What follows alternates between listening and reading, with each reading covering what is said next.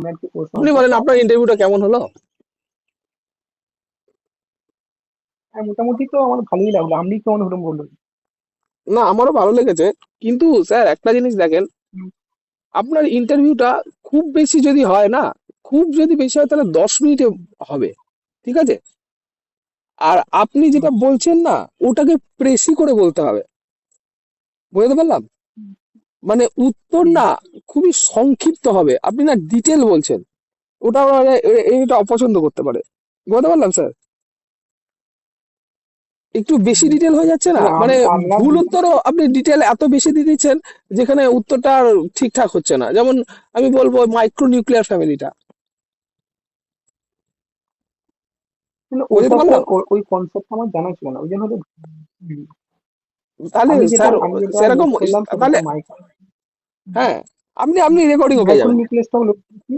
হ্যাঁ, আপনি রেকর্ডিংও পেয়ে যাবেন। আপনি মাইক্রো নিউক্লিয়াস আপনি মধ্যে আপনি একটা জিনিস এই বলেন তিনটে যে স্যার আমার ধারণা মতে এইটা, তাহলে কথার আগে এই কথাটা বলে দেন যে স্যার আমার ধারণা মতে এটা, ব্যাস। তাহলে কোনো পয়েন্ট নেই, বুঝতে পারলাম? না, আমি 10 বা 20-র মধ্যে তুমি কত দেবে? না, আমরা দৃষ্টিকোণ থেকে আমি কত দিতে পারবো। না, আমার তো এখন একটা ডেমো টিচিং বাকি আছে, তো ডেমো টিচিং দেখবো তো। তাও তো ডেমো টিচিং 10-এর দেখে মধ্যে তো কত মার্কস দিতে দেবো। পারবেন? আগে আগে ডেমো টিচিংটা দাও, না, তারপরে দেখে দেখো মার্কস। একটু ডেমো ডিটেল, টিচিংটা ভুল ভুল কি সন্ধ্যের উত্তর। দিকে দিয়ে? আমি আমি আমি বলে দেবো ডেমো টিচিং কিসে দেবে। ডেমো টিচিংটা স্যার আমি সন্ধ্যের দিকে দেবো। আমি স্যার হ্যালো, আরে ডেমো আমাকে টিচিংটা দেখাতে, আমি সন্ধ্যের দিকে দেবো। আমাকে আমাকে দেখাতে লাগবে না, তুমি জাস্ট আমাকে সামারিটা বলে দেবে ডেমো টিচিং। হুম, হুম, হুম, হুম। সময়টা আমি বলে দিচ্ছি। আমি যেটা বলতে চাইছি স্যার, আপনি এই যে 10 নম্বরই যেটা হলো ইন্টারভিউ প্রক্রিয়াটা, সেক্ষেত্রে আপনার কত দিতে মানে ইচ্ছা করছে, বা আপনি যেটুকু বুঝেছেন সেটুকু বলুন। আমি সেভেন্টি আপনি তো পার্সেন্ট দেবো। জেস্টিফিকেশন আমি 70% দেবো। 7। 7 মোটামুটি, মানে 10 মানে 10-এর মধ্যে 7 মানে 70%। হ্যাঁ, স্যার এটাকে চাই আমি 10-এর মধ্যে 10, মোটামুটি ধরুন প্রায়, আমি মানে তো যে আমি তো জায়গাটা আমি আমি রেক্টিফিকেশন। তো আপনার কাছে ওই 30%-এর জন্যই এসেছি, 70%-এর জন্য আসিনি। আপনি যাতে ওই 30%টা অ্যাচিভ করেন, আমার তো সেটা দায়িত্ব, বুঝতে পারলাম? আমার যে জায়গাটায় আমি দেখলাম যে 5G মডেল, ওই জায়গাটা একটু রেক্টিফিকেশন করতে হবে।